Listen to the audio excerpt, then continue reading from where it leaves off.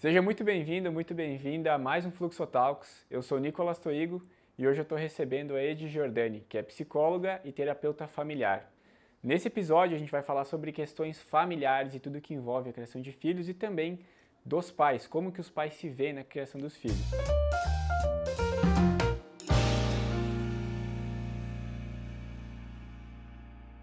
Seja muito bem-vinda. Obrigada, Nicolas. Obrigada a toda a equipe do Meu Fluxo. É um prazer imenso estar aqui com vocês e compartilhar, com todos o pouco que sei dentro dessa área do desenvolvimento humano, em específico de família. Com certeza. Tem uma história muito bonita, de vida, e isso com certeza te ajudou a se desenvolver muito nessa área e ajudar principalmente outras centenas ou milhares de pessoas aí mundo afora. Então é um prazer nosso poder estar conversando contigo, trocando ideias, debatendo, e com certeza quem está em casa vai poder pegar muita dica, muita coisa interessante nesse bate-papo. Para começar, Edi, eu tenho uma pergunta que não quer calar, principalmente a mim, que eu não sou pai ainda, mas eu tenho um pouco de medo. Então me fala aí quais são as principais dificuldades ou desafios que pais enfrentam na criação dos filhos. Para ser sincera, nós vamos começar uma conversa sincera e franca agora. Aí. Eu acredito que tem muito mito por detrás da paternidade e da maternidade e também aquilo de que um homem ou uma mulher só se realizam depois de ter pais. E aí, me parece que essa fala já vem com uma carga, Meu Deus, o que acontece do outro lado, desse muro de ser pai e de ser mãe? Então eu penso que o grande desafio é romper os padrões. E a partir do momento que você rompe o padrão da expectativa, as preocupações com os conselhos, talvez eu não quero ser igual ao meu pai, talvez eu não queira ser igual à minha mãe, e se acontecer de novo comigo aquilo que já aconteceu antes? Então tudo é um processo de se conhecer. E eu considero também que o grande desafio na educação dos filhos ou na decisão de tê-los ou não fala de ter consciência na decisão. Filho não é um objeto que eu compro e falo assim, que bonitinho, agora vai funcionar, Filho vai exigir muito. E eu considero que essa preocupação, ela deve existir. Ela deve ser avaliada com carinho, com cuidado e uma decisão consciente do casal. Eu falo que nem sempre é possível gestar psiquicamente, Pensar e refletir sobre queremos, não queremos, por que não queremos. Porque tem resposta para tudo isso. Então eu penso que não é só o fato do medo, da incerteza e da insegurança. Tem muitas coisas por detrás do psíquico, Sim. Do psicológico e daquilo que aprendemos com as nossas famílias, que nem sempre foi tão bom. Eu tenho medo hoje, não é nem a questão da criação, mas acho que é do futuro, sabe?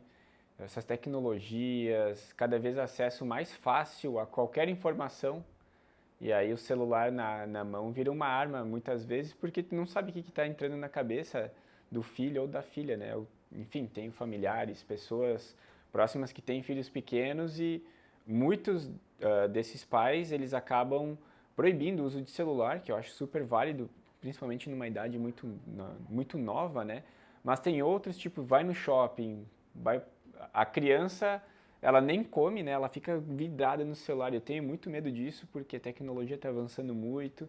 Eu não sei até que ponto tanto o carinho e controle que os pais desejam e colocam um esforço em cima de um filho, quanto uma tecnologia pode vir e corromper um monte de coisa, sabe? Eu não sei. Nicolas, vamos lá então, vamos pensar o seguinte, criação de filhos. Então a gente, no início da nossa conversa eu trouxe de um olhar para uma escolha consciente, e quando eu penso de uma escolha consciente, eu não tenho como falar de criação sem relacionar com essa escolha. Porque quando eu escolho conscientemente que eu vou gestar uma vida e que eu vou colocar uma vida no mundo, eu preciso ter a clareza da responsabilidade que isso tem. E que criar filhos não é só fazê-los. Criar filho envolve uma série de recursos, e esses recursos, além de financeiros, de promover a necessidade básica lá na pirâmide de Maslow, ela vai da necessidade de nutrir emocionalmente. Então vamos pensar, se esse pai ele tem recursos internos dentro dessa escolha consciente de gestar um filho, a criação vai ser leve. Porque o que acontece? Esse pai e essa mãe, quando eu falo pai, eu falo o casal, o cuidador, Pensando numa coisa tradicional, mas isso não envolve o tradicional homem e mulher. Então, dois homens que decidam ter filhos, eles vão desempenhar uma função diferente da outra, duas mulheres a mesma coisa. Ela só tem uma figura feminina e duas figuras masculinas, mas o cuidado, ele vai transitar nos papéis. Então vamos lá. Quando um homem e uma mulher, porque não tem como fazer filho sem homem e mulher, então, né, já vou ir falando algumas coisas assim, para deixar claro, não, a Ed falou, não existe produção de filho sem um espermatozoide e um óvulo. Não existe, não dá, tipo, eu não tenho pai, oi? Eu não tenho mãe. Gente, não existe isso, então existe, né? É assim que funciona, independente dos modelos parentais que vão exercer o cuidado do filho. Quando eu parto do pressuposto que eu escolhi ter essa criança, eu entendo que deva ter um preparo. O que preocupa essa criação é o despreparo. Por quê? Porque tu já viu um filho vir com um manual de instrução? Não. Tu já viu a receita de bolo funcionar para todo mundo? Não funciona, porque as crianças são diferentes, os pais são diferentes, a história de vida é diferente. Então, cada pai, cada casal de pai precisa conhecer a sua história. Quando eu conheço a minha história, a criação dos filhos vai ficando mais fácil. Vai ficando também, né? mais clara. Porque quando eu falo de criação, eu entendo o quê? De amor, de amparo, de acolhimento, de olhar, de respeito às necessidades, de suprir as necessidades, dar conta das vulnerabilidades da criança. Como é que eu faço isso? Ninguém nunca me ensinou. Eu tive que aprender no osso. Na intuição. Foi meio que tipo assim, liguei pra minha mãe, né? Eu não tô dando conta. E a minha mãe, na sua sabedoria, mesmo sem estudo, disse, por que tu não procura uma psicóloga? Esse foi meu primeiro contato com uma psicóloga quando meu filho tinha 3 anos. Então, fazem 22 anos que eu faço terapia, que eu me desenvolvo e que eu busco compreender isso. Por quê? Porque estavam acontecendo coisas comigo que nos primeiros 3 anos do Marco não tinham acontecido. E quando a irmã veio, situações começaram a acontecer. E aí que eu considero que é o grande problema que os pais vivem, conselhos. Todo mundo, devido à sua história de vida, sua experiência, tem um conselho milagroso para te dar. Aí você vai lá, o pai e a mãe preocupados, o que eles fazem? Eles tentam colocar em prática e não funciona. E aí vem a frustração. Então, eu compreendo que eu consegui fazer um trabalho minimamente adequado quando eu fui me descobrir, quando eu fui me conhecer, o que eu precisava desenvolver enquanto mãe, o que eu precisava desenvolver enquanto esposa e o que os meus filhos estavam solicitando com cada atitude. Então, é trabalhoso criar filhos. Sim. É trabalhoso criar filhos com tanta informação. Hoje, uma criança, quando o pai diz alguma coisa que ele não gosta, ele tem a internet, ele diz assim, pai, olha só, aqui no conselho tutelar, pai, olha só, fiquei sabendo o quê? Pai, olha só, mãe, o que isso está dizendo? Então, ficou mais acessível a informação. Teus pais tinham essa informação? Não tinham, os meus também não. Só o Barça lá, o dicionário. Eu nunca tive informação enquanto filha que as coisas que aconteciam na minha casa causariam XY problemas. Eu, quanto criança. Os meus filhos já tinham um pouco mais de acesso. Era um computador quadradão, tinha o IBEST lá, né? Rodava a internet, mas eles já acessavam. Então, a tecnologia, ela está a nosso favor também, mas ela também está a nosso desfavor. Então, como lidar com isso fala de preparo dos pais. Então, vamos lá. A grande preocupação dos pais é a criação dos filhos. Por quê? Porque, de verdade, eu considero que os pais estão despreparados para enfrentar todos os desafios que o desenvolvimento daquela criança tão bonitinha, tão fofinha, tão cheirosinha no berço vai exigir nos ciclos de vida dela. Então, aí começa, como é que eu sou como pai de um bebê? Como eu sou pai e mãe? Sempre que eu falar pai, estou falando, né, dos cuidadores.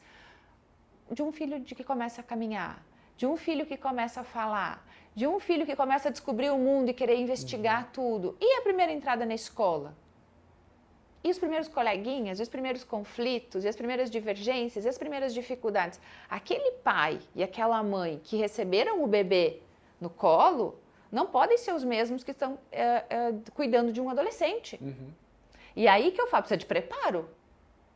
E tem muito preparo. Tem uma coisa que eu acho que é importante, né? Tu tem 3 filhos, né?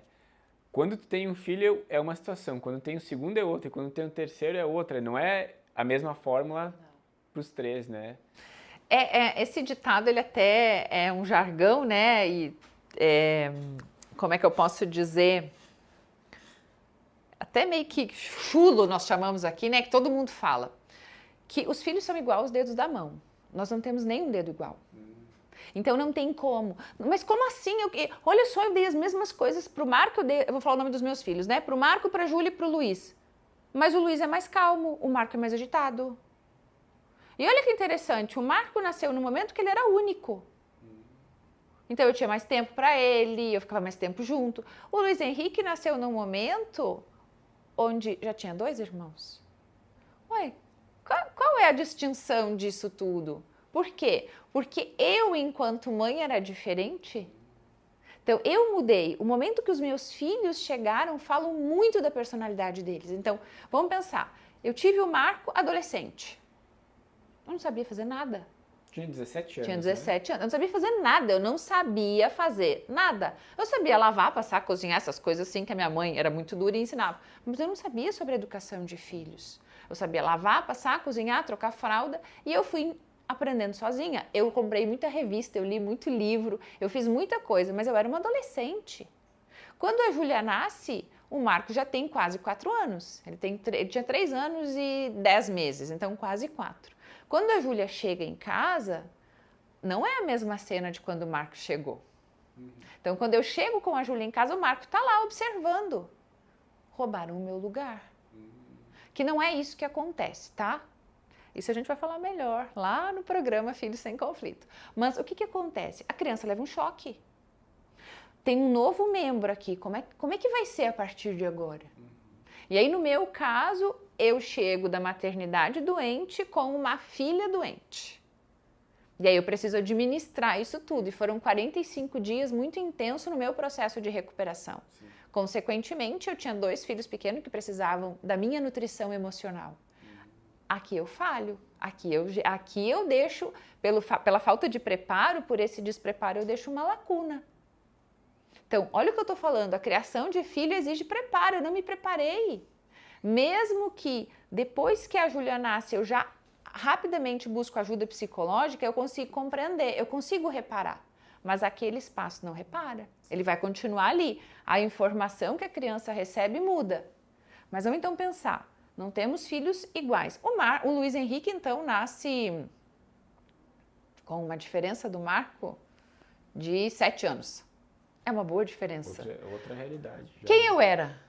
Uma mãe mais calma, mais tranquila, mais segura, já sabia o que eu poderia fazer, como é que eu ia conter, de que maneira que eu ia administrar. Já fazia faculdade há uns 3, 4 anos, já fazia psicologia, então assim, olha só, não, desculpa, eu fazia psicologia há 1 ano e meio.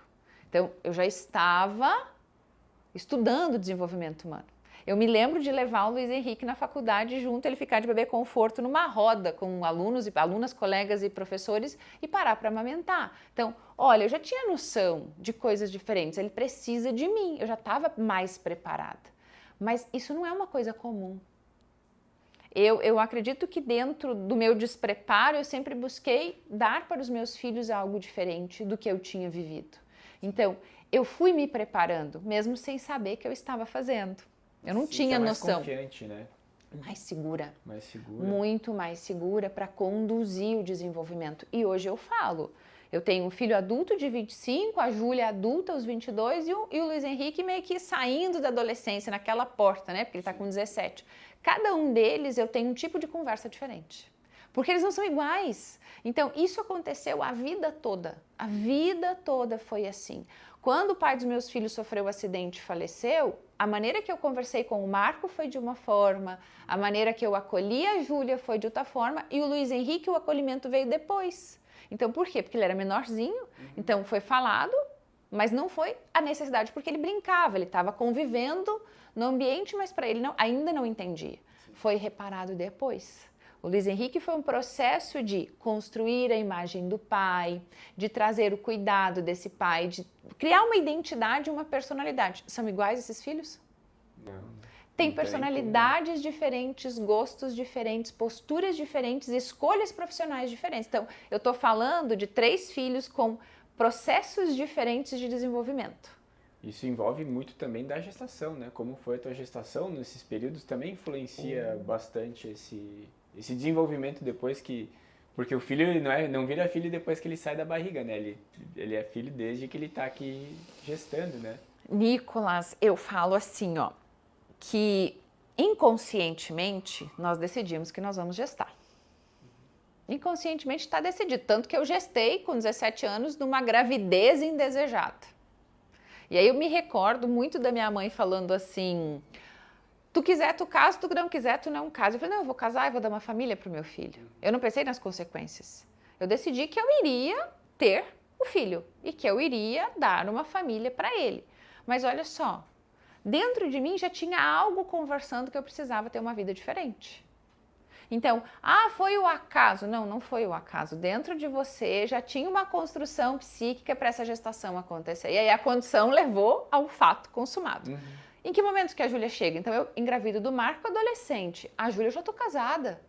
Já tenho uma família, já está estabilizado, já está tranquilo. Foi uma gestação complicada, de novo, eu era muito jovem, eu tinha 19 anos, então eu tive um filho aos 17 e outro aos 19. E isso, claro que tem impacto. Por que o Luiz Henrique é muito mais calmo? Porque o Luiz Henrique tem uma mãe de 25 anos? 26 anos. Eu fiz 26 anos no dia que ele nasceu, né? Então olha, nós fizemos aniversário presente, no mesmo dia. Legal. O Luiz Henrique ganhou uma outra mãe.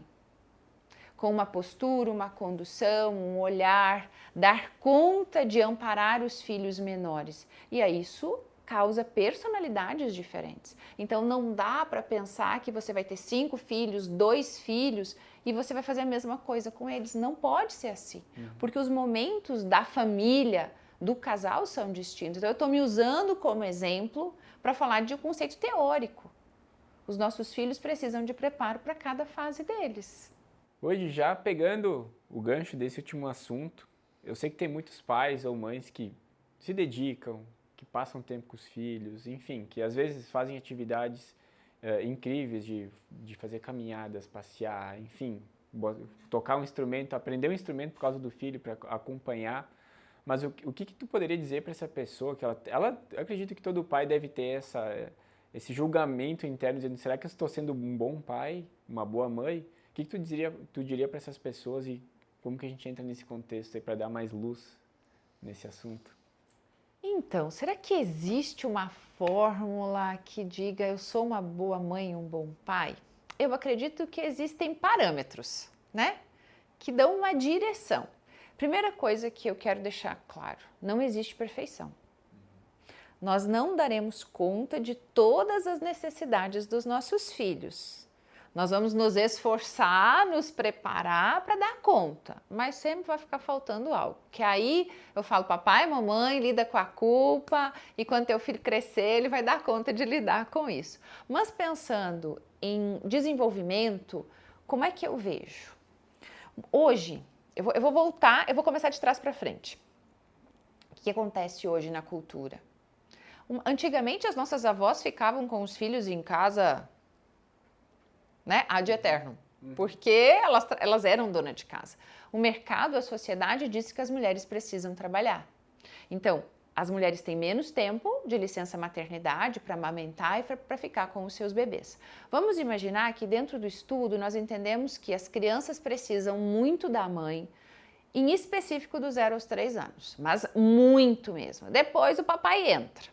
Nessa lacuna, no mundo moderno, não tem como a mãe ficar, a não ser que ela tenha se preparado muito, feito uma reserva financeira, que esse casal tenha dialogado, né?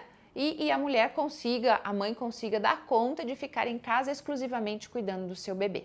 Então vamos pensar, para que eu seja uma boa mãe e um bom pai? Tempo. Tempo de qualidade com os seus filhos. Daí essa mulher decidiu ficar em casa o dia inteiro. Ela tem condições, mas ela não tem tempo com o filho. Esse é um parâmetro. Então, quando as minhas clientes vêm e falam assim, mas olha só faço coisa de mãe. Aí eu questiono, o que é coisa de mãe? Eu lavo, eu passo, eu cozinho, eu faço mamadeira, eu limpo fogão, eu troco fralda, eu arrumo sofá, eu guardo brinquedo. Tá, peraí. Em que momento você é mãe dos teus filhos? Porque isso é dona de casa. É tarefa, né? Isso é tarefa. Que momento que eu fico? Quando eu dou banho e quando eu dou mamar.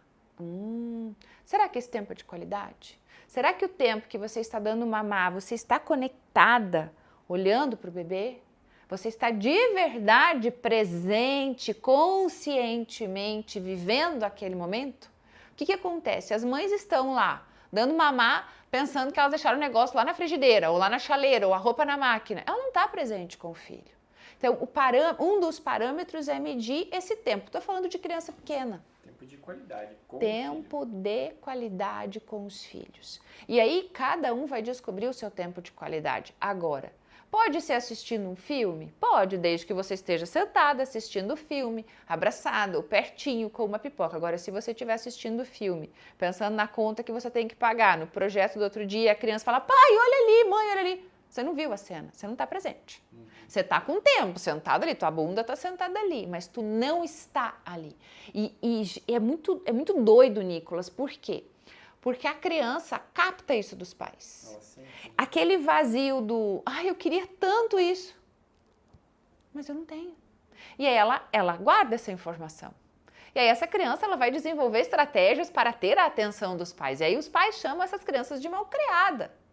Então, o parâmetro está o quanto você dedica de tempo de qualidade, não é quantidade. Então, você vai andar de bicicleta com o teu filho, você vai deixar o celular em casa, ou tu vai guardar o celular por uma questão de segurança, você vai andar de bicicleta. Você diz que você vai jogar bola, você vai jogar bola. Você diz que eles vão ficar sentados no tapete, no chão, curtindo um final de semana sem nada para fazer, você vai ficar sem nada para fazer. Você vai sentar fazer a tarefa dele, você vai sentar, vai fazer a tarefa dele. A criança precisa sentir que o pai se importa. Então vamos pensar, de que maneira eu identifico se eu sou um bom pai e uma boa mãe? Quanto tempo em qualidade eu dedico para os meus filhos? É muito uma autoanálise, né? Porque também não é aquele pai ou mãe super permissivo que o filho pede, chega na visita, sobe em cima da televisão, derruba tudo e os pais não falam nada, mas também não é aquele pai que a criança não pode olhar para o lado que ele briga, né? Tem muito disso. Eu vejo muitos extremos, às vezes. Vai passear no shopping, tu se depara com várias situações na praça de alimentação, principalmente, né? Criança chorando, fazendo birra, pai nem aí, ou pai brigando com a criança no meio do shopping. É muito maluco isso, né? É como esses pais conseguem conter as emoções das crianças, como esses pais conseguem regular isso, nomear e compreender os seus filhos. Então, é ter uma educação que ela tem essa certa autoridade, sem ser autoritário, mas que ela também é gentil. Ela é doce porque nós partimos do pressuposto, então vamos lá, né? Como é que esses pais sabem que eles são bons pais? Nós partimos do pressuposto que tudo aquilo que o pai e a mãe faz com o filho, ou dois pais ou duas mães, é modelo. Se eu sou rígido demais, autoritário demais, se eu não sou gentil, se eu sou duro, se eu critico, se eu humilho, o que essa criança vai reproduzir? Então, às vezes o pai diz assim, mas eu fico muito tempo com ele. Tá, mas depois dá uma palmada. Acabou, tu matou. Tudo que tu fez, tu deixou lá num canto no lixo. Então, como é que a gente mede? Não negligenciando e lembrar que negligência não é pagar conta. Pagar conta é só uma obrigação, é uma responsabilidade. Mas a grande função de pais é o quê? Acolher as necessidades emocionais da criança. Então, uma criança está dando birra no shopping, ela está dizendo, eu preciso de você. Eu não ganho a atenção, então talvez se eu brigar porque eu quero um McDonald's, eu não sei se eu posso falar a marca agora. Pode. Então vou de novo, né?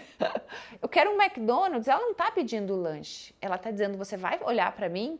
Pelo menos assim, brigando, gritando, fazendo confusão, alguém olha para mim. Alguém vai parar para fazer o que está fazendo. Alguém vai parar o que está fazendo para me olhar. E a criança vai projetando nos objetos, seja bala, seja brinquedo, seja comida, a maneira de atrair a atenção dos pais. Então, tudo é manifestação. Nenhuma criança tem um mau comportamento porque ela é mal comportada. Me desculpa, a culpa não é da criança. E papais e mamães que estão nos assistindo, de verdade, perdão, a verdade dói, mas a verdade liberta e a verdade salva vidas. Porque nós estamos pensando que a educação dos filhos de hoje, das crianças de hoje, é os futuros de amanhã lá na rua. É o futuro do amanhã lá na rua. Então, tudo que os pais fizerem hoje, aprender a regular emocionalmente, satisfazer as necessidades emocionais, proteger, amparar, incentivar, estimular, é o futuro. Eu posso relatar que quando um pai agride um filho, ele tira todo o poder da criança. E aí hoje nós temos uma série de homens adultos impotentes. Por que será? Olha aí. Reflete em toda a vida, né? Tudo Pra que tu vive, sempre. né? E aí, ok, a Ed é psicóloga, teve a condição de estudar, saiu de uma família violenta e Deus me convidou, né, para que eu fosse fazer um trabalho assim. Mas e quem não tem oportunidade? Então, tudo que nós fizermos, e acho que isso é a medida de como eu sou um bom pai e uma boa mãe, o quanto verdadeiramente eu sou bom. O quanto eu sou gentil, o quanto eu sou generoso, o quanto eu consigo dar conta, dar limites, mas sem ser autoritário, violento, rígido e agressivo. Acho que é por aí. E aí, claro, tem muita coisa, mas muita coisa mesmo, por detrás de ser um pai ou uma boa mãe. E se todo mundo fala que filho nasce como uma folha em branco, né? E então muito dessa criação é do pai e da mãe que vai dizer se ele vai ter muito mais qualidades do que, não vou chamar de defeito, porque não é defeito, mas qualidades do que ou qualquer outra coisa que compense negativamente. Mas isso tem, então a gente poderia pensar que o filho nasce como uma folha em branco, ele é perfeito e ele é moldado conforme o ambiente que ele vive desde a gestação. É isso, mais ou menos? Eu e você, nós nascemos sem trauma, né? Nenhum. Não sei. Nós nascemos sem trauma, nós nascemos com uma herança. Nós nascemos com essa herança, com esse legado familiar, com história de vô, de bisavô, de tataravô, como os tios, como as tias, né? Com essa árvore que nos constitui, ela vem como uma herança. Mas ela não é a 100% responsável. Os pais, eles têm a condição e a oportunidade, a grande possibilidade da vida de mudar essa herança. Porque a herança não é uma condição sine qua non que vai ser assim. Então, nós temos essa predisposição. Quem muda essa predisposição? A educação. Então, quando eu chego num lar disfuncional, essa folha em branco vai sendo preenchida por uma... A Alice Miller chama de pedagogia negra, né? E aí essa educação obscura, traumatizante, violenta, agressiva. Então, como é que uma pessoa vai aprender a amar se ela foi violentada? Talvez ela confunda que o amor agride. Talvez ela confunda que o amor maltrata. Talvez ela compreenda na vida adulta, nos seus relacionamentos, que aquele é o modelo certo. Então, nós nascemos limpos, leves, gostosinhos, cheirosinhos, dá vontade de apertar. A gente dá sorriso, o primeiro sacudão que a criança recebe. O que ela registra? O que eu fiz de errado? Eu devo estar sendo uma pessoa muito má para merecer isso. E ela acredita que ela é o problema. Então, olha a importância desse preparo para receber. Vamos lembrar de uma coisa que o teu pai já deve ter dito para você e que o meu disse para mim e que a gente fala para os nossos pais. Eu não pedi para nascer. Teu pai já deve ter falado essa frase para o pai dele. Eu falei para minha mãe, mas eu não pedi para nascer. E de verdade, a gente não pede para nascer. Colocar um filho tem que ser uma escolha. Me desculpe quem não teve condição de fazer essa escolha, mas ao momento que você decide seguir com a gestação, porque seguir com a gestação mesmo, não vamos entrar em questões legais ou ilegais, mas quando você decide dar sequência, você assume um compromisso. Para a vida toda, né? Para a vida toda. Então a gente pode afirmar também, só para complementar esse bate-papo, que tudo que eu falo para o meu filho molda ele, de alguma forma, né? O que eu falo e o que eu faço. Principalmente? O que você faz. Porque você diz assim, tu não pode comer fritura, mas você está sempre comendo fritura. Você não pode ficar na televisão, mas você está sempre na frente da televisão. Você não pode fumar, mas você está fumando. Acho que o exemplo molda né? mais do que a fala, né? O exemplo molda mais. Muito mais. E tem mais uma coisa, Nicolas.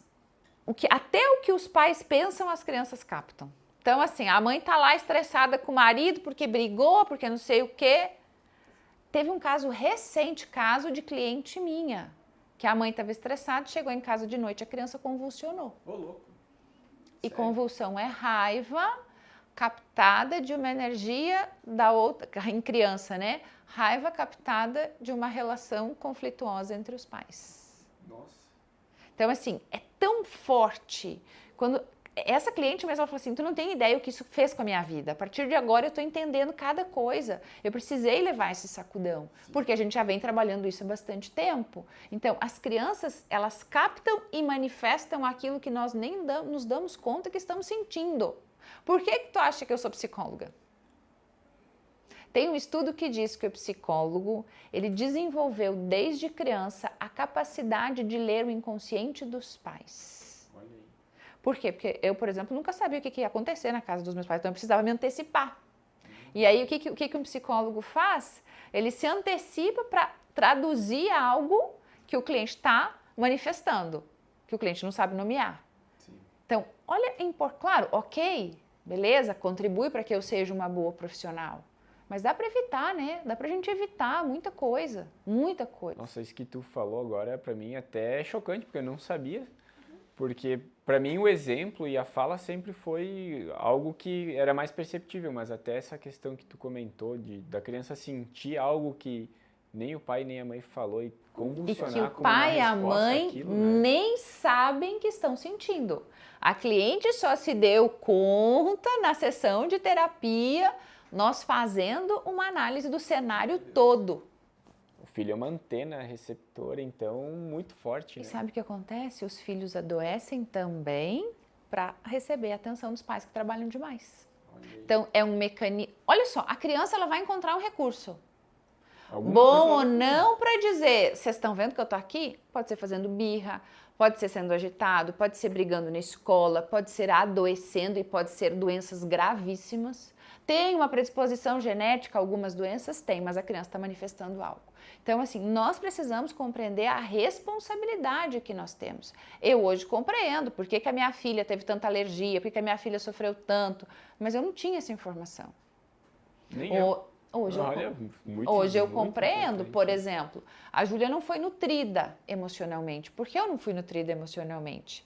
Consequentemente, eu cuido, mas eu não nutro emocionalmente. Cuidar, trocar a fralda, dar banho, dar de comer é o mínimo. É o mínimo do mínimo do mínimo que se espera de um pai. Brincar, arrumar um cabelinho também é o mínimo. Mas eu não consegui perceber, eu não consegui sentir o sofrimento por detrás do vômito dela. Olha a negligência de uma mãe que dá leite, a criança vomita, ela dá leite de novo. Totalmente desconectada, né? Parece uma coisa tão simples, mas quem está ali vivendo aquilo é muito desafiador. Então, essa orientação, essa busca, essa procura, esse saber sobre os filhos é o que vai evitar um transtorno no futuro. Então, a gente vê crianças com TDAH, né? As crianças com TDAH, na sua maioria, são conflitos familiares. Que ela só manifesta de alguma forma. Lá na escola. E aí é mais fácil medicar do que investigar o que está por detrás da manifestação da criança. E hoje, a medicalização para TDAH, ela é a primeira coisa.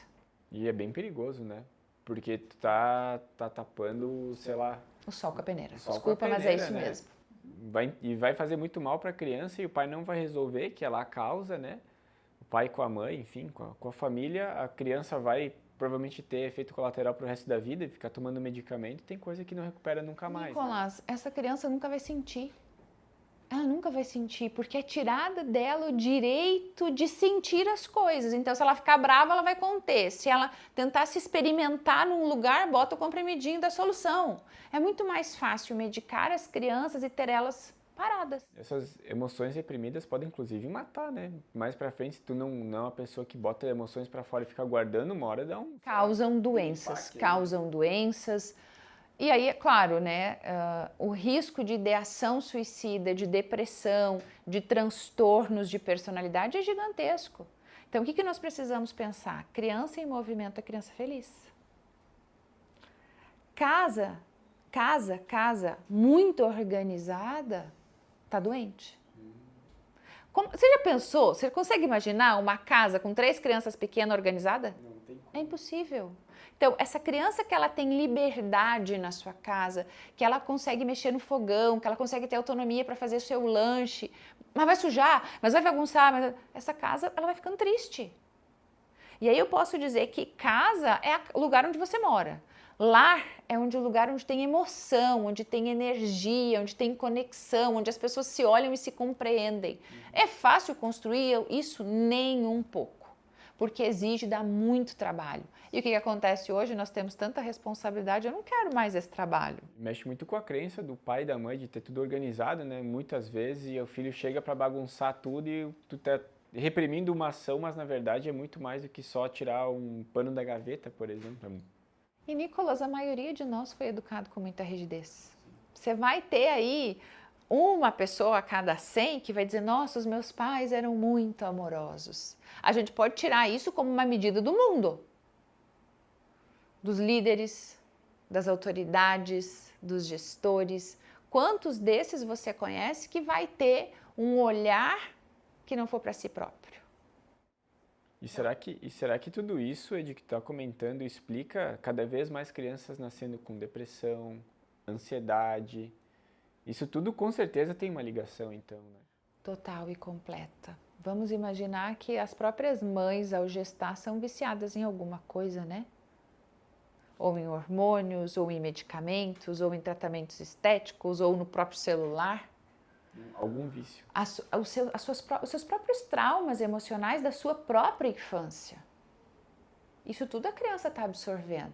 Então, ela nasce limpinha. Dá para reparar? Pode reparar tudo, mas ela está absorvendo. Tem energia, tem sangue, tem sensações, tem emoções. Se quando esse bebê sai do útero, ele é gestado externamente, ou seja, nesse tempo de 9 meses a mãe consegue conter, amparar e acolher, repara um monte de coisa. Mas se a mãe não tem conhecimento, como é que ela vai fazer? Não vai fazer. Sem contar todos os psicotrópicos que tem por aí, né? São esses calmantes. A tecnologia, eu acho que é um dos principais calmantes que os pais dão para os filhos, né? Ah, fica aí que agora eu quero ter um pouquinho de paz, pega o celular ou o tablet. As crianças de 3 anos no restaurante se alimentando com um tablet na mão. Será que isso é conexão? O que elas vão internalizar sobre o momento da refeição? Como é que elas vão ver a comida, o alimento? Então, olha, é muito trabalhoso mesmo, exige muito, dá muito trabalho, mas você tem que lembrar que você é o adulto e você é responsável. E o principal disso não é nem esse ponto, é ali na frente, né? Depois que essa criança for pai, o que ela vai estar perpetuando, né? Ela só vai reproduzir. Infelizmente, só vai reproduzir.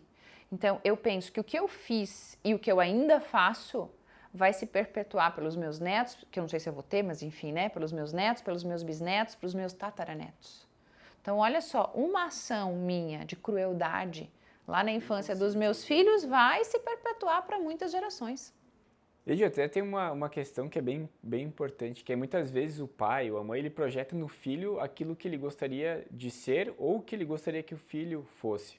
Mas não por uma decisão que o filho muitas vezes ele quer. Às vezes ele é muito pequeno e tem uma pressão para ele ser algo, ou seguir uma profissão, enfim. Meio que autoimposto? Que o pai quer. E eu lembro muito isso de um caso, quando eu era pequeno, tinha uns 10 anos, eu já jogava bola na escolinha do Juventude aqui, e tinha um dos caras que jogava com nós na época e jogava muita bola, jogava muito assim, ele sempre ia para as categorias superiores e tal, isso 1 ano, 2, e todo mundo dizia, pô, esse cara vai ser profissional certo, porque ele é muito bom, ele era muito acima da média.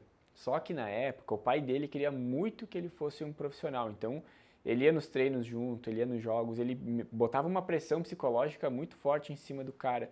E do nada esse cara disse, eu não vou mais nunca mais jogar bola. E ele parou de jogar muito jovem, com um talento assim que era pouca gente, sabe? Que tinha aquela visão de jogo, a velocidade, chute, tudo. E como que isso... Eu vi isso na pele, não comigo, obviamente, mas com um cara que era muito querido por todo mundo do time.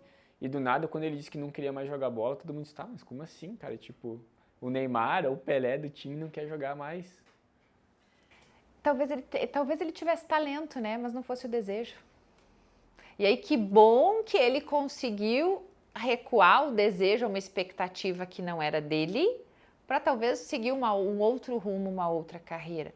Infelizmente, isso não acontece com a maioria dos filhos, que os pais projetam as suas frustrações, os seus desejos, assim, mas porque tu tem que ser, tu tem que fazer. E eu considero isso, que isso impede o jovem de tomar a decisão que ele deseja, não importa se ele vai ser bem sucedido ou não. Por quê? Porque ele não vive a vida dele, né?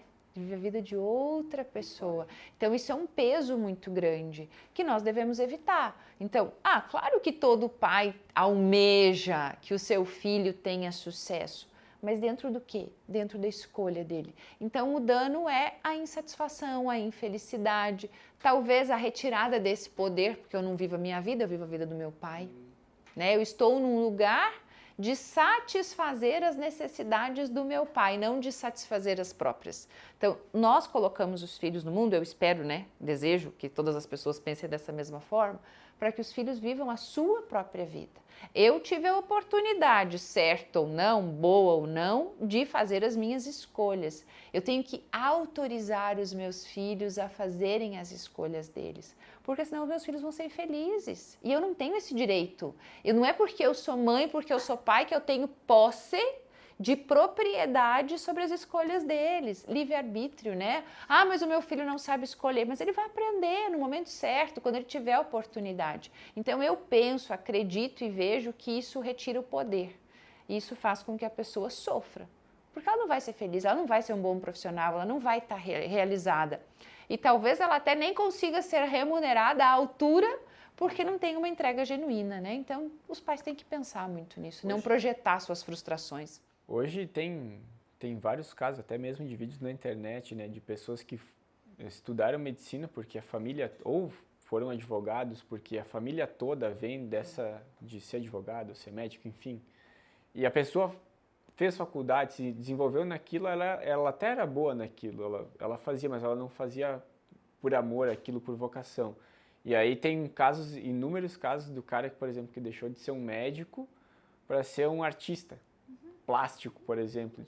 E é legal que a pessoa, acho que quando ela consegue se libertar desse vínculo e dessa dependência de fazer para agradar, eu acredito que ela encontra uma missão de vida, um propósito, um senso de pertencimento naquilo que ela está fazendo muito maior, né? Olha que interessante, Nicolas.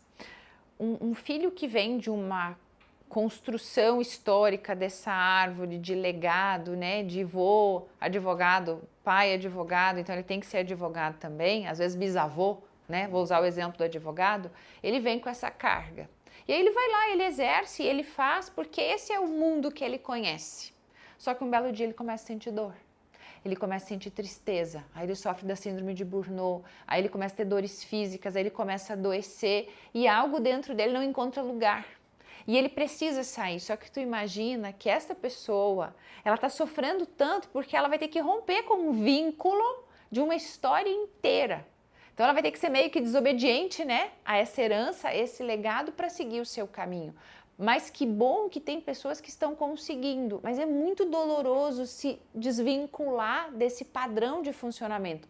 Então, fulano é advogado, todos têm que ser advogados. Outro é dentista, todos têm que ser dentista. É psicólogo, né? Então, isso é uma projeção do exigir que o filho faça o que eu também faço, porque eu só conheço essa profissão como sucesso. Vira uma crença. Assim, né? Como aquela família de concursado e de repente o cara diz assim, não, vou empreender na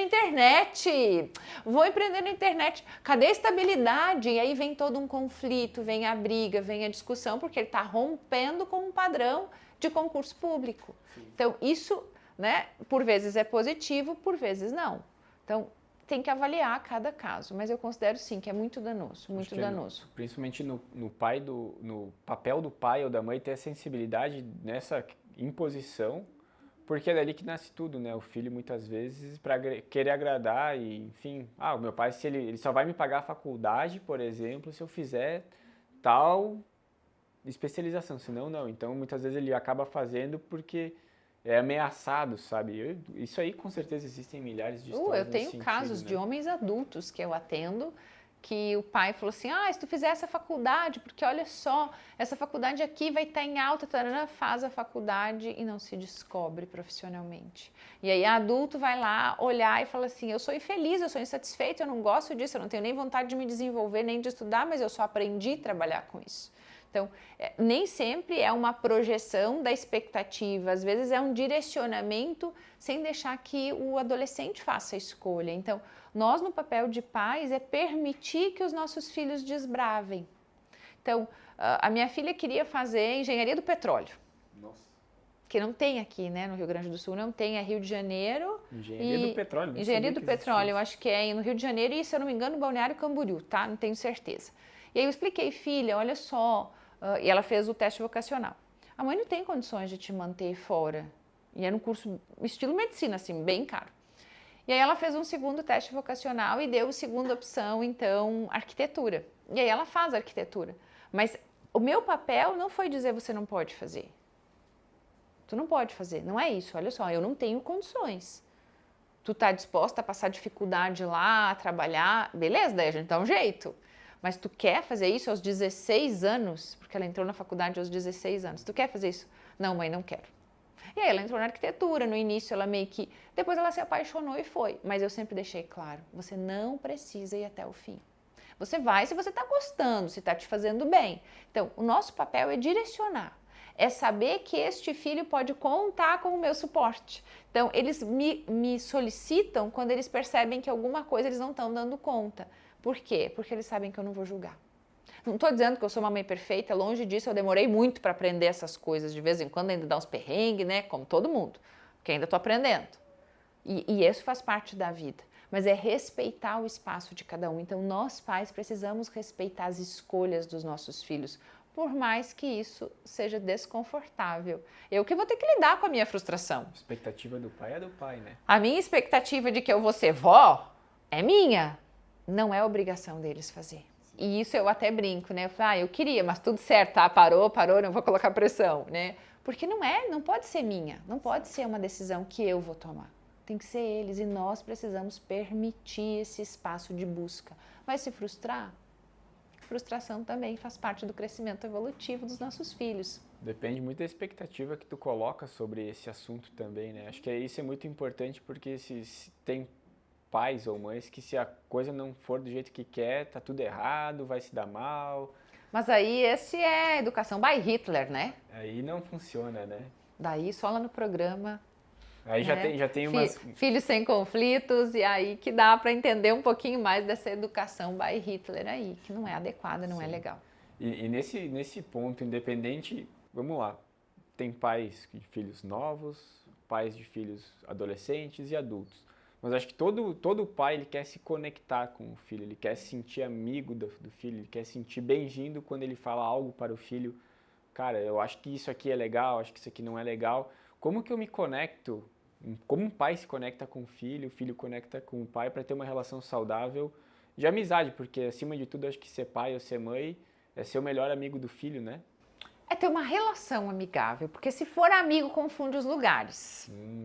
Então vamos lá, pai é autoridade, figura de autoridade, não tem nada a ver com autoritarismo. Então tem que ter uma hierarquia. Se todo mundo é igual, aí nós já temos problema, também não é assunto para essa pergunta aqui. Mas começa aqui, como é que eu gero conexão? Construção. Não tem como um pai que nunca teve vínculo com o filho, de repente chegar aos 18 anos e falar, meu amor, olha só, quero te levar a dar um passeio de carro. Tu é um estranho para mim. Então o vínculo é uma construção. Dá para reparar? Dá para reparar. Tem formas de reparar esse vínculo. Fácil é? Não, não é fácil. Então vamos pensar, a conexão com uma criança pequena é muito gostoso, né?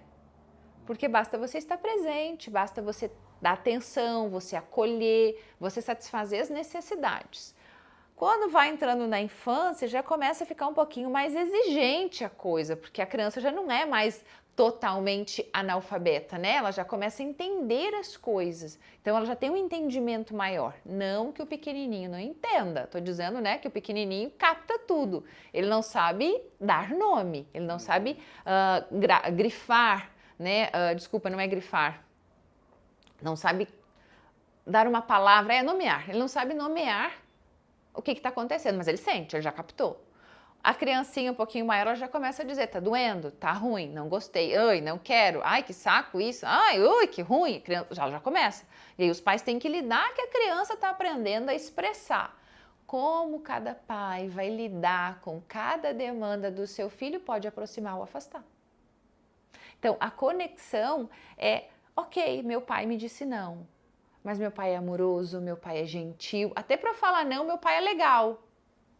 Porque tem várias formas de falar não, né? Tem uma impositiva e tem uma gentil. Eu sei que é muito, muito desafiador ser gentil o tempo todo, porque nós temos demanda, tem estresse, tem trabalho, tem preocupação, tem responsabilidade, tem a sua própria vida. Se é casado, né, com o parceiro, dar conta do relacionamento, dar conta de cozinhar, lavar, todas as demandas que exige. Mas o nosso filho merece a nossa gentileza. Sim. De novo, eu aprendi isso errando muito. E eu, de verdade, o meu desejo, né, talvez eu seja uma idealizadora, uma sonhadora, é que isso se perpetue na vida das pessoas, que a gentileza seja a fórmula, a receita para olhar para o outro, independente se é filho ou não, pode ser para qualquer pessoa que você cruzar na rua, mas você pode começar isso em casa. Então, a conexão, ela precisa ser construída desde o início. Vamos lá, não conhecia o pai, passou 20 anos. É o filho que vai ter que fazer isso? Talvez não. Talvez o pai precise gerar situações para se aproximar, para se conectar. Porque o filho tem um trauma de uma ausência de 20 anos. Tem 20 anos, tem uma lacuna de... Espaço aberto aí, né? De não se conhecer, de não conviver, de não interagir. Então, não é possível, em alguns casos, essa conexão existir. E aí, de novo, cada um vai ter que lidar com a sua frustração, cada um vai ter que olhar para a sua história de vida e aprender a administrar isso. Nós temos que lembrar que tem o possível e o impossível. E nós, como seres humanos, precisamos aprender a lidar com esses dois lugares. Então, não dá para fantasiar que a minha vida vai ser perfeita se eu nunca construir isso. Sim. Lembrando que a perfeição não existe, mas nós podemos chegar numa relação de boa convivência, de qualidade, de intimidade. Então, isso é construído. Eu penso que começa a construir lá quando decidir que eu vou ter esse bebê, então. Começa lá. Não é as fotos, não é todo o acompanhamento. Claro que o acompanhamento médico é importante, mas não é isso que gera vínculo. É cuidado, é presença, é tempo de qualidade. E é cuidado mesmo, cuidado de atenção, de pensar assim, eu tô aqui, eu vou pegar na tua mão e eu vou te conduzir. Enquanto eu viver, eu vou te conduzir. Porque então, nós também não podemos prometer para os nossos filhos vida eterna, né? Sim. Por quê? Eu sou experiência viva de que de manhã a gente viu, de noite não viu mais. Então, não podemos prometer isso. Mas é gerar essa conexão desde o início. E reparar, tem como reparar, daí também tem técnica no programa, né? Filhos sem conflitos no meu fluxo. Aí tem várias formas de fazer, muitas formas. Até pegando esse gancho, um tempo atrás eu estava vendo um vídeo na internet de um indiano chamado Sadhguru. Ele é bem famoso mundialmente, é um senhor que tem uma barba branca, assim, ele é um cara yogi e tal, só que ele é muito descolado, ele anda com uma Harley Davidson. Ele é muito legal. E ele estava falando sobre a criação da filha dele, que as pessoas pediram para ele num evento qual que era a melhor forma de criar um filho. E dentro do discurso dele, ele disse que ele nunca impôs nenhum limite para o filho dele, para a filha dele na época. E ele sempre deixou ela descobrir as coisas sozinha. Quero fazer tal coisa. Vai lá e faz. Porque muito dessa experimentação, dessa curiosidade, ele trouxe que ajudou a formar muito o caráter dela. E principalmente dessa criança, no caso, não viver dentro de uma caixa entre tudo que pode e o que não pode, porque depois, tudo que passa durante essa infância, essa criação, eu nasci de um jeito, mas daí vamos lá, eu tenho 40 anos hoje, eu tenho muito problema com prosperidade, mas com certeza está ligado a algo que eu vivi lá na minha infância, quando eu era pequeno, e era talvez algo que não era nem relacionado ao dinheiro, mas que dentro de um contexto me colocou dentro de uma limitação, vamos dizer assim. A escassez de afeto é uma possibilidade das pessoas terem problemas com prosperidade. Olha aí. Agora vamos pensar, aonde será que esse pai estava no momento onde ele permite que a filha descubra o mundo? Onde será que ele estava? Ele estava ali, de observador. Estava presente. Ele estava... ela vai cair, peraí que eu vou ali, vou mostrar, olha só, presta atenção, talvez por esse caminho não. Mas não limita, não impede, que eu acredito que é nesse ponto. Nós podemos deixar os nossos filhos descobrir o mundo, mas estar atentos. É essa atenção, né? Essa atenção meio que focada neles, que vai gerar conexão e que vai criar filhos capazes, conectados, cooperativos, felizes, adultos bem resolvidos, futuros papais e futuras mamães de sucesso, que vão dar conta das demandas que a vida vai oferecer. Sim. Então, deixar os filhos ir é a nossa função. Nossa função é preparar. Não dá para produzir fruto num solo árido. Só produz fruto solo fértil. E o solo fértil precisa de água, de adubo, da quantidade exata de fósforo, de calcário, de cálcio. Depois prepara a terra, vem a chuva, joga a semente, faz toda a manutenção, o cuidado, então frutifica. É esse olhar. Não dá para produzir nada em solo árido. Então, nós precisamos cuidar dessa terra, né? Dessa base para que os nossos filhos se desenvolvam. A própria vida animal, muitas vezes, dá exemplos muito legais, né? Eu gosto de assistir bastante documentário. Eu estava vendo um documentário sobre uma mãe urso. Não era era uma urso cinzento, acho algo assim, que vive bem no norte, né? E ela tinha 2 filhotes junto com ela.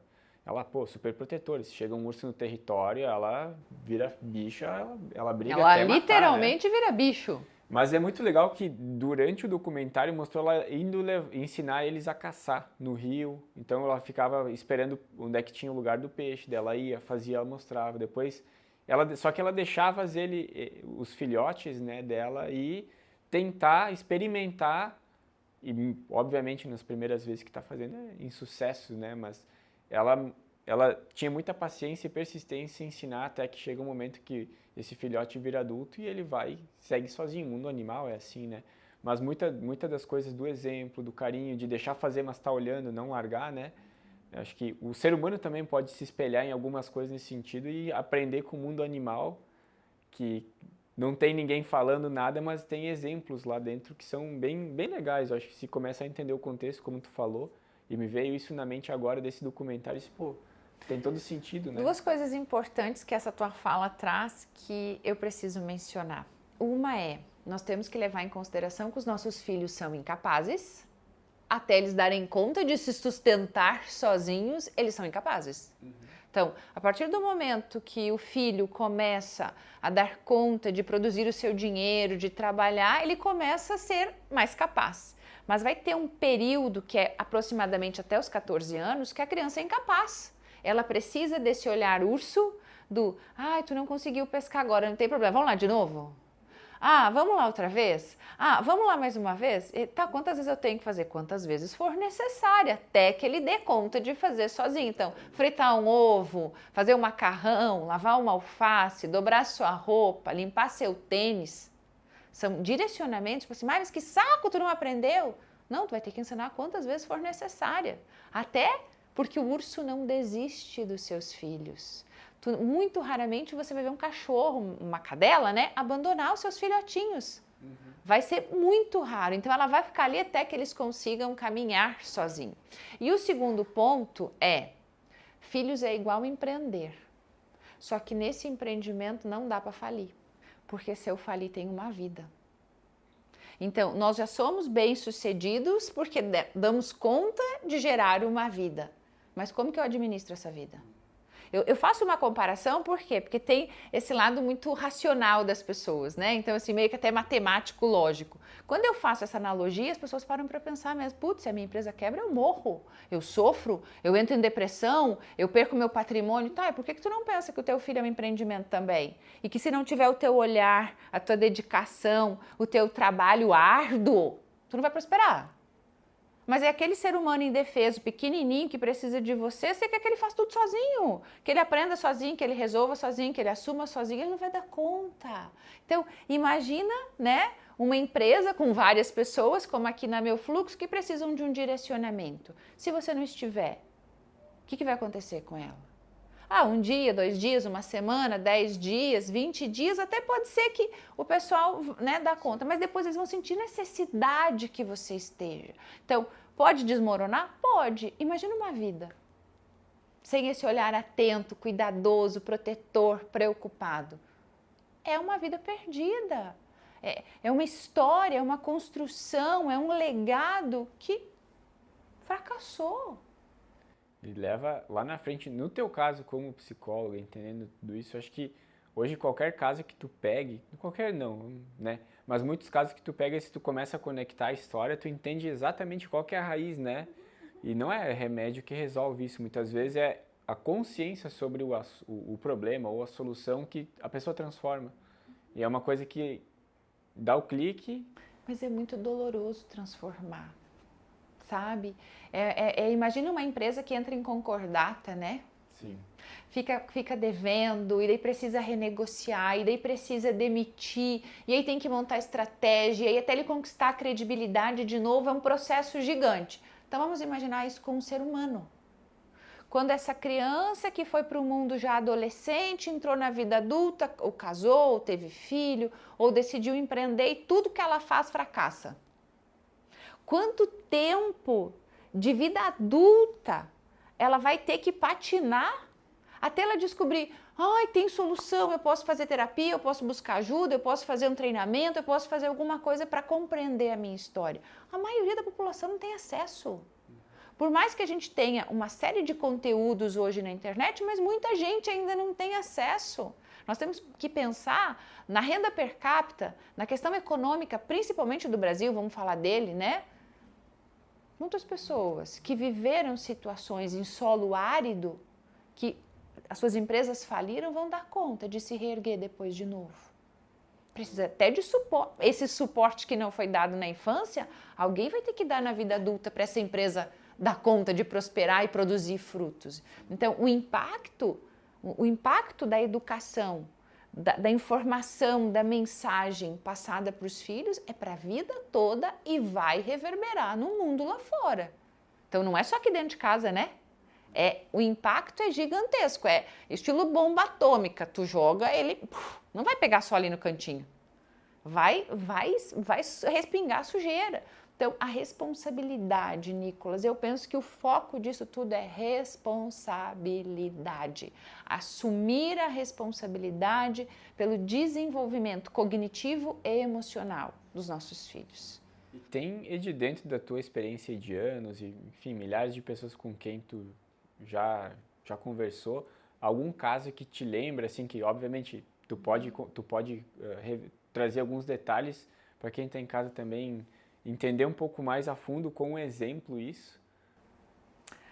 A pessoa que pode falar que não vai ser processada, nem julgada, nem correr o risco de perder o seu registro no conselho, sou eu. Por quê? Porque eu nasci numa casa sem dinheiro, sem energia elétrica, com muita escassez emocional e financeira. Eu me recordo de uma cena que a minha mãe estava grávida do meu irmão antes da situação violenta e nós não tínhamos o que comer em casa. E meu pai saiu, foi pro mundo. Eu não faço ideia de onde ele estava, eu não sei até hoje. E na casa dos meus pais, eles produziam porco. Tinha uma leitoa lá, sei lá eu como é que chama aquilo. E a minha mãe vendeu o tal do porco, que eu não sei se era macho ou fêmea, para pagar o supermercado para poder fazer compra de novo. Então, esse é um fato. Escassez financeira, passar fome, passar necessidade, passar vontade. O outro fato é a violência doméstica. O outro fato é a violência física vivida enquanto criança. O outro fato é o desamparo. Quem acolhe tudo isso? Minha mãe não dava conta, meu pai não dava conta. Como que eu faço para dar conta disso? Eu choro, eu tenho ideação suicida, eu tenho depressão, eu tenho síndrome do pânico, mas eu não sabia que eu tinha essas coisas. Por quê? Porque eu não tinha direcionamento. Eu tive enxaqueca por 20 anos. Eu me considerava uma pessoa completamente desequilibrada e louca. Então, é possível recuperar, mas são 22 anos fazendo tratamento. São 22 anos buscando. Então, por que eu falo isso com propriedade? Porque eu precisei descobrir como é que eu ia resolver o meu problema. Antes de eu pensar que eu ia ser uma psicóloga, eu nunca imaginei que eu ia trabalhar desta forma com a psicologia. Eu sempre me imaginei com palestras e treinamentos em empresas, que era o que eu já fazia antes. Mas eu fui descobrindo, com a abordagem sistêmica, me desenvolvendo e fazendo especialização em casal e família, eu falei, agora eu estou entendendo, eu entendi tudo, meu Deus, o que eu faço? Eu estou reproduzindo a história dos meus pais e se eu não parar agora eu não vou melhorar nunca e eu estou fazendo com os meus filhos o que meus pais faziam comigo. Então foi graças à faculdade que eu tive esse insight, essa percepção e falei, eu preciso mudar isso, porque senão eu vou seguir fazendo com que meus filhos cuidem de mim ao invés de eu cuidar deles. Eu estou invertendo os papéis. Por quê? Porque a minha mãe delegou o cuidado do meu irmão para mim, eu tinha 8 anos. Então, eu tinha 8, imagina uma criança hoje, aos 8 anos, cuidando de um bebê de 6 meses, alimentando, trocando fralda, lavando fralda, e minha mãe muito rígida. Meu pai fora da casinha, meu pai era fora da casinha. Hoje meu pai está mais equilibrado, mas ele era fora da casinha. A gente nunca sabia em casa se quando chegasse a xícara que foi colocada na mesa, ela ia estar na mesa quando a gente fosse comer, porque meu pai quebrava tudo. Meu Deus. Ele jogava tudo, jogava chaleira, comida, botava a gente para fora de casa, rasgava a roupa. Eu me lembro de um brinquedo que o meu irmão ganhou e meu pai espatifou. Qual é o trauma? Qual é o impacto disso? Então, tanto eu quanto o meu irmão, que é médico, a gente faz tratamento constante para lidar com situações que o dia a dia e a vida nos colocam. Por quê? Porque às vezes a gente não sabe lidar. Então, tem traumas, Nicolas, que são irreparáveis. Nós aprendemos a conviver com eles. Então, eu aprendi a conviver.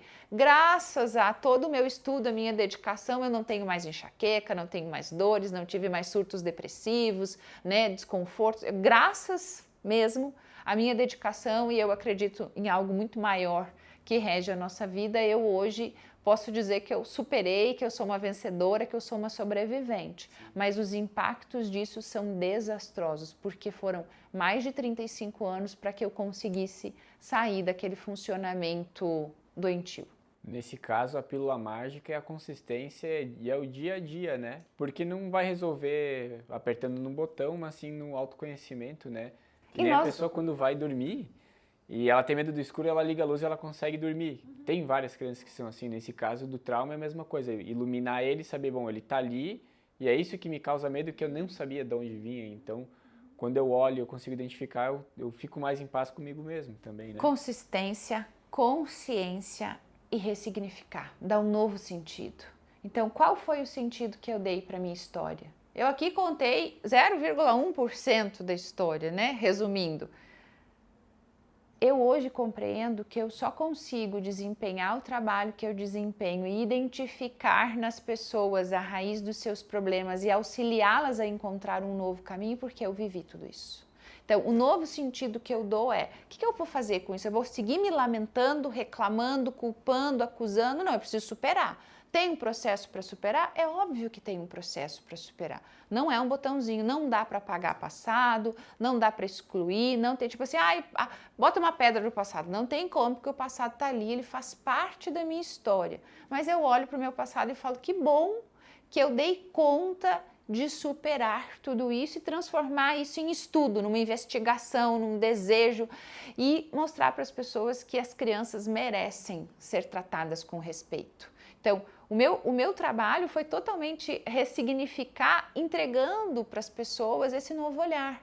Vamos amar os nossos filhos com mais gentileza, com mais amorosidade, com mais carinho, com mais presença e nos trabalhar enquanto pais para não reproduzir aquilo que foi tão doloroso para nós. Então, a chance da reprodução ela é 100%. Quem é a única pessoa que pode mudar isso? É o adulto. Eu não posso querer que os meus filhos sejam um robozinho, não tem como. Então, eu precisei. E eu percebia o desconforto nos meus filhos e falava, não posso mais fazer isso, preciso mudar. Então, tem como, mas é trabalhoso. E a dor, a consciência dói. Pesa, consciência né? dói. Tira o sono de noite. Eu acho que até um recado bem legal de tudo que a gente vem falando é, se um pai ou uma mãe que está em casa e o filho está com birra, está fazendo alguma coisa, ao invés de olhar para ele e castigar ele, olha para dentro de si, busca respostas ou ajuda também, né, com profissionais, porque é aí que vai resolver o problema. Acho que com certeza deve ter visto vários casos assim de curar o mal, não é curar, mas de remediar o mau comportamento do filho mudando o pai e a mãe. E tudo é reflexo, assim, né? É assim. A gente pode pensar que tem crianças que têm realmente transtorno. Mas eu penso que a medicalização deve ser a última opção.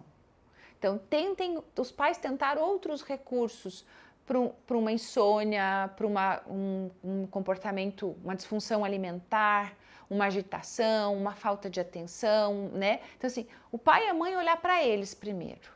Trabalhar-se a si, compreender o que será que... A pergunta, Nicolas, que os pais têm que se fazer é, O que será que eu posso estar reproduzindo na educação dos meus filhos que eu, enquanto pai, enquanto mãe, recebi?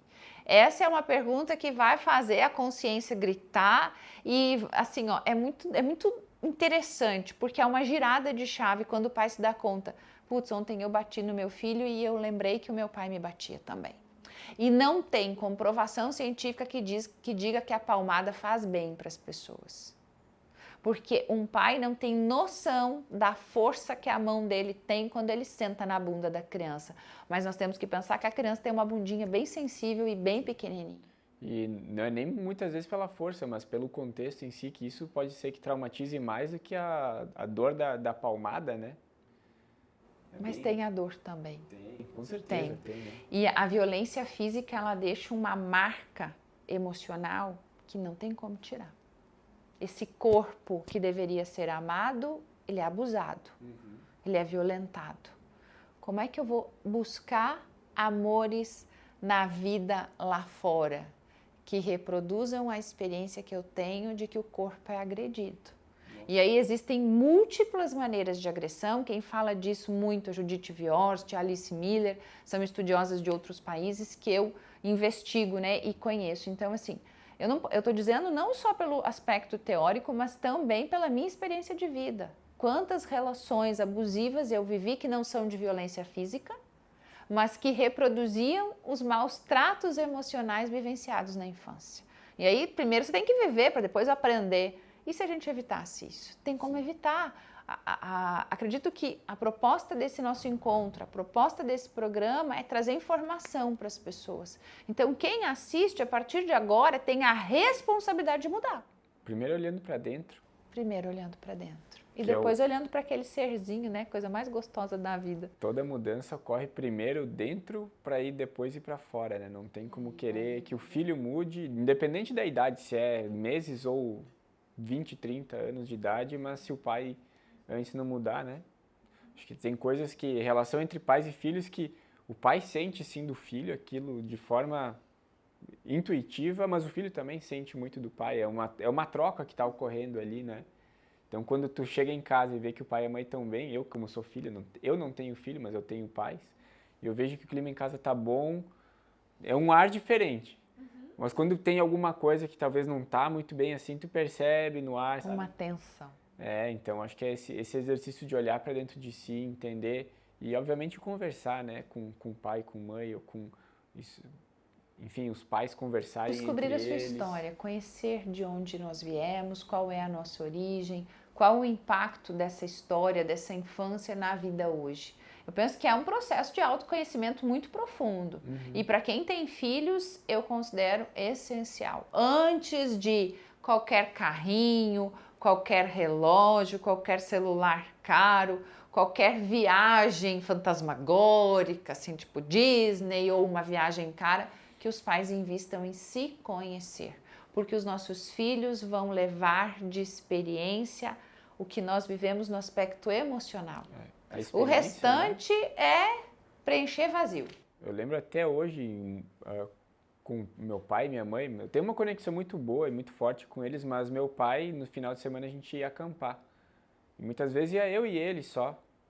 Acampar, a gente ia, pescava, se divertia muito, era uma relação, sempre foi muito legal. E até hoje eu lembro desses momentos, pô, eu tinha, sei lá, 3, 4 anos, mas eu lembro do meu pai me levando pescar. Ó, vamos limpar o peixe. Daí ele me mostrava como é que limpava o peixe, fazia fogueirinha. No outro dia, de tarde, a gente estava em casa, mas passava a noite em um local diferente. Eu lembro muito disso, sabe? Eu até falei para ele esses dias, pô, a gente nunca mais fez nada disso. Parece que tu cresce e tu vira bunda mole, né? Que nem eu falo para ele. Mas eu acho que é muito legal isso. Eu gostava muito dessas experiências. Mas e algo que se eu registro. tivesse filho, eu gostaria de fazer a mesma coisa, sabe? Tem um registro aí, e esse registro é positivo. Então, tem possibilidades de construção. Quem não sabe como construir, começa por aí. Começa olhando para a sua história e constrói experiências. Porque, de verdade, as coisas materiais que tu proporcionou são agradáveis? São. Mas é o que menos vai deixar um bom registro, uma boa marca. Eu até me emocionei quando eu falei. Tu viu? Tu Que percebeu, lindo, né? Eu vi. Uma coisa que eu queria já puxando esse assunto são pais que hoje Eu falei de experiência, eu dando o meu exemplo ali do que aconteceu, mas hoje muitos pais deixam um filho com uma telinha de celular ali, ó, usa isso aí para dormir, deixa eu fazer, tu fica no teu canto, eu fico no teu canto.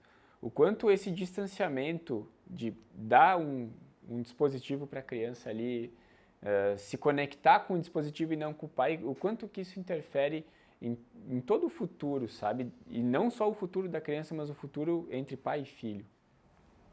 Nicolas, é tão grave, porque é muito grave. É muito mais grave do que nós podemos imaginar, porque as telas são viciantes. E o vício do estímulo, da luz, da claridade, da informação recebida, ela se assemelha no cérebro à nicotina, a álcool, a maconha, a sexo e a consumo. Então, os pais não têm ideia do risco que eles estão expondo as crianças muito cedo. Tanto que eu vejo assim, como é que tira o celular de uma criança hoje?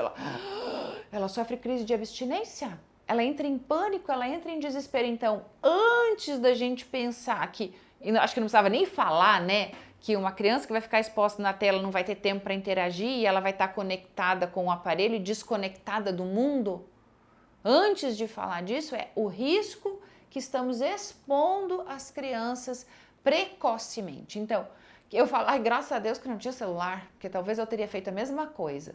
Mas eu tô aqui na função de orientar pessoas para não fazer. Então, as crianças elas têm faixa etária para desenvolver. Vai ser lá aos 10, aos 11, 12, as crianças têm que jogar bola, têm que brincar na terra, têm que se sujar, têm que aprender a fazer seu leite com Nescau. Ela tem que descobrir o mundo. Como é que eu vou descobrir o mundo aqui? Agora ainda tem outros aplicativos que estão vindo por aí, né? Que as pessoas não vão mais nem se relacionar. Tem o metaverso, bota um óculos, entra em outra realidade e convive lá, mas está deitado na cama, mas né? aí quando esse ser humano for para o mundo, para a vida, dirigir, ele vai saber dirigir? Quando ele for conhecer uma pessoa para se relacionar, que tipo de parceiro ele vai ser? Como é que ele vai se relacionar com o dinheiro?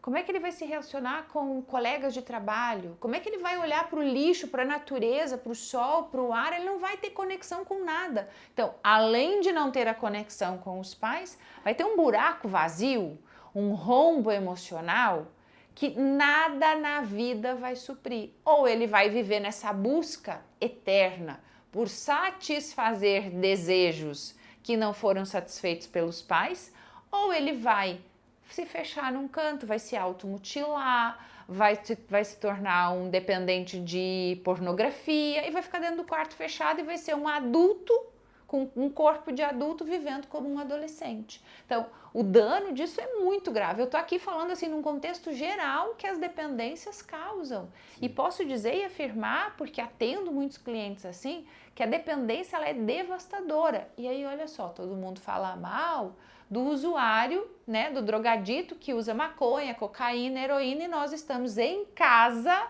na segurança do nosso lar, expondo os nossos filhos a um produto, um aparelho que promove a mesma coisa pelo estímulo cerebral. Porque eu tenho um caso de uma cliente que a filha só vai dormir às 11h30, 5 da manhã, ela está acordada no celular de novo. Então agora nós estamos fazendo um trabalho de ter um estacionamento de celulares para que toda a família se desprenda deste vício.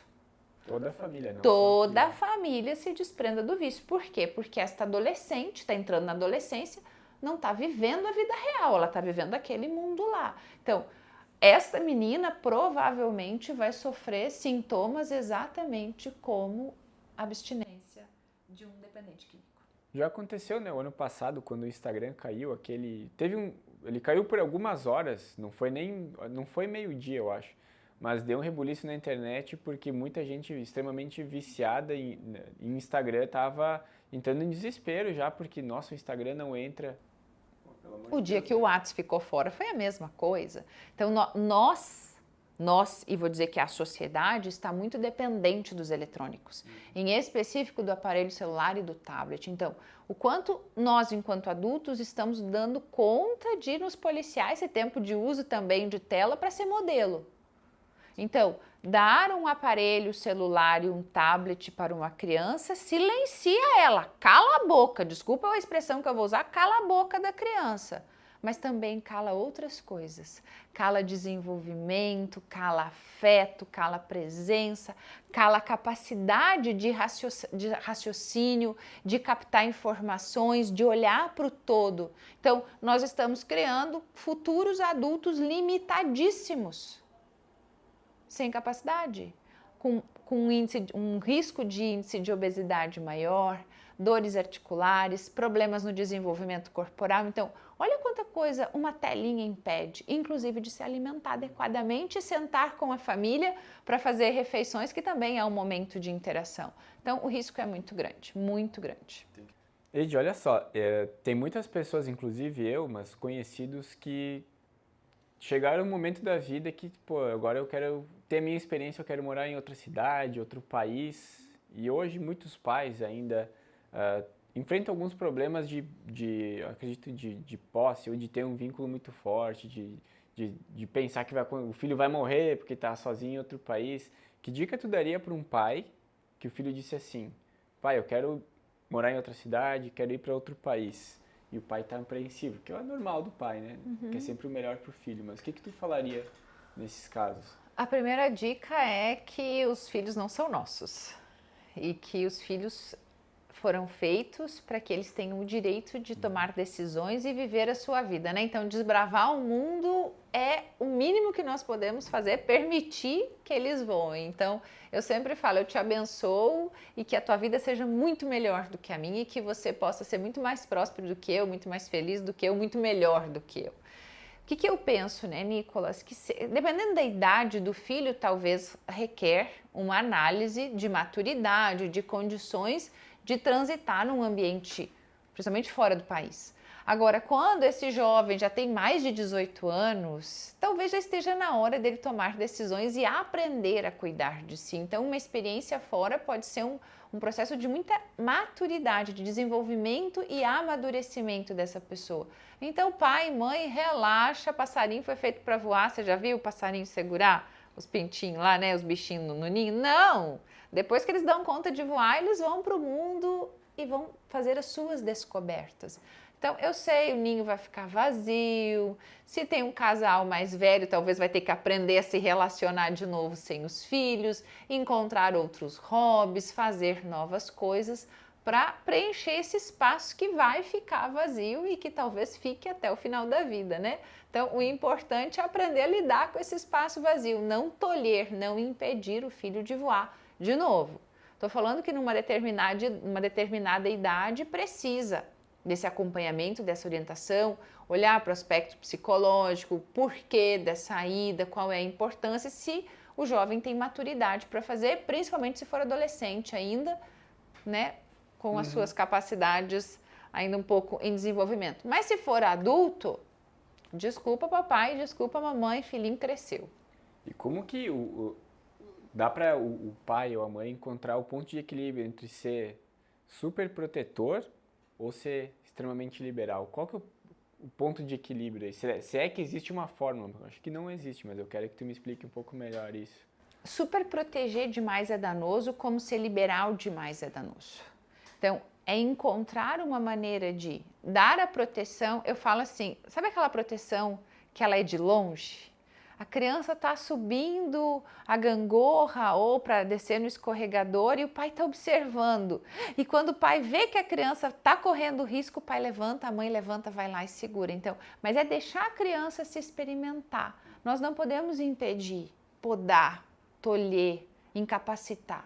Então, é um olhar atento, não na bolha, não na redoma de vidro, porque o mundo lá fora ele não é bonzinho, ele não protege. Então, qual é o nosso papel? Nem deixar à vontade demais, então deixa quebrar a perna, deixa ralar o joelho, que tá tudo bem. Não. É dar limites, de novo, acho que eu já falei isso, né? Dar limites exercendo a autoridade, mas com gentileza. Então, é esse olhar, né? Observador. Ah, tá lá subindo no sofá. Não dizer não suba no sofá. Vamos ver até onde ele vai? Vou ficar aqui. Então, eu tô aqui sentado em silêncio, observando os movimentos. Vai derrubar. Opa, então, talvez não assustar, não gritar, ir lá e falar, olha só, talvez aqui tu caia. Vamos pensar, vamos descer pelo outro lado? Então, é essa orientação, é essa condução que vai trazer esse equilíbrio. E, de novo, preparo, né? Porque não tem uma formulazinha que funcione para todas as crianças. Essa conversa que a gente está tendo me lembrou de um caso, quando eu estava no primeiro ano do ensino médio, de uma professora de matemática. Quando ela falava do que ela vivia com a filha dela, se não me engano, não sei se ela tinha marido ou não na época, ou se ela era mãe sozinha. Ela tinha uma lucidez, assim, dizendo, minha filha me pediu tal coisa, e ela sempre muito instruindo, mas sempre nesse ponto, o que tu acha que aconteceria se tu seguisse por esse caminho? E ela disse que nunca tinha batido na filha, nunca tinha brigado, e a forma como ela trazia isso na aula, eu lembro isso, coisas que aconteceram há muitos anos, eu estava no primeiro ano, mas eu ainda lembro dela numa aula, numa manhã, acho que era uma quarta de manhã, ela falando exatamente disso, da relação dela com a filha, e como que ela estava educando a filha dela, e para mim aquilo foi fantástico, porque ela é um papel parecido com coach, mas vamos lá, vamos pensar, eu quero subir, quero fazer tal coisa, mas vamos pensar junto tudo que pode acontecer dentro desse caminho e tu vai chegar na conclusão que tem que chegar, não vou ser eu que vou dizer, não vai. Porque daí muitas vezes a pessoa pensa, autoritário, quer me mandar, eu faço o que eu quero. Tem muito filho rebelde que é assim, eu fui assim uma época da minha vida também com o pai, não, eu vou fazer o que eu quero e... Que agora já sou grande. Não, e me dava mal, mas tudo bem. Mas eu acho que eu lembro do exemplo dela que era muito legal, era de conversar e de abrir os olhos para muitas coisas, mas fazer com que o filho ou, enfim, a filha enxergasse tudo que poderia acontecer no caminho. Isso é desenvolver as capacidades da criança, é orientar para a coragem. Vamos estimular, vamos ver até onde vai, vamos ver, ela está subindo, deixa ela subir, vamos ver, vamos junto. Mas e se ela estivesse colocando em risco? Eu estou aqui embaixo, eu posso contar com meu pai, com a minha mãe ou com um cuidador. É a mamãe urso. A mamãe urso, exatamente. Tá ali. Então, não é uma educação impositiva, mas é uma educação que orienta, que capacita, que estimula. Eu vejo que é esse o ponto, né? De não ser nem protetivo demais, nem liberal demais. É encontrar o ponto de equilíbrio e a liberdade vai até ali, mas eu tô aqui para conduzir essa liberdade, para dizer, aqui já fica perigoso. Que é nessa colocação que tu traz da professora. Sim. Olha só, quais as consequências desse teu comportamento? Acho que ensinar a pensar, acho que é uma das principais tarefas que o pai tem, porque não quer, senão ele vai ter que ser, vai ser aquele pai e mãe que vai estar sempre dizendo, não faz isso, não faz aquilo, mas se eles educar desde cedo e fazer a criança parar para pensar e entender um pouco o que ela está fazendo, o que isso pode trazer de bom ou de ruim, eu acho que é o maior benefício que o pai vai ter, porque ele vai ter segurança que tudo que a pessoa, o filho ou a filha fizer, mesmo errando, mas ele vai estar começando a pensar sobre as consequências disso, né? Então, nossa. Lembrando que as palavras e os atos têm que ser coerentes. Então, eu quero ensinar o meu filho a fazer tal coisa, que ele pense de tal forma e eu falo isso, mas eu não pratico isso. A criança vai pegar a prática. A criança tem um olhar atento, a criança é curiosa, ela é observadora, ela é uma esponjinha que capta. Então, não adianta você ficar gastando saliva, falando, porque você não pode fumar e você fuma, não acelera o carro, não anda em alta velocidade e você acelerar, tem que colocar o cinto e você andar sem cinto. A criança está captando a informação das tuas atitudes, do teu comportamento. Então, importantíssimo isso. Você vai orientar com essas duas questões, a tua fala e o teu comportamento em coerência. Boa. Edi, mensagem final aqui, passaram bem rápidas todas as perguntas, até fiquei surpreso. Que mensagem tu deixaria para os pais e que mensagem tu deixaria para os filhos? Porque todo pai, ele é filho, né? Que mensagem tu deixaria para essas pessoas? Vou falar primeiro para os filhos, então, né? Porque todos somos. Só estamos aqui porque alguém nos deu a vida. Que os nossos pais fizeram o melhor que sabiam. E que nós precisamos aprender a superar e olhar para a nossa história com dignidade, com respeito, com admiração e com aceitação. E aí, sim, quando nós, enquanto filhos, reconhecemos que a vida que nós recebemos, ela é incrível. O celular, acho que eu dei dica. Olha a Siri. A Siri. Viu? Tá demorando. Ai, eu vou começar de novo. Né? Ela falou outro dia também. Então, que nós, enquanto filhos... Desculpa, vou voltar.